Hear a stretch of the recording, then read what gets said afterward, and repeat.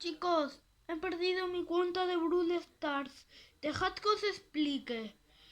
Hoy estaba actualizando Brawl Stars y me sale actualización pendiente.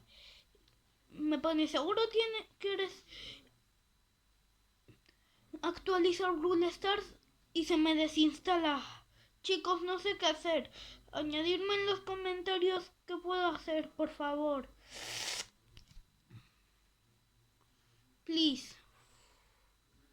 Porque si no, no hay más vídeos de Brawl Stars, chicos. Lo siento mucho.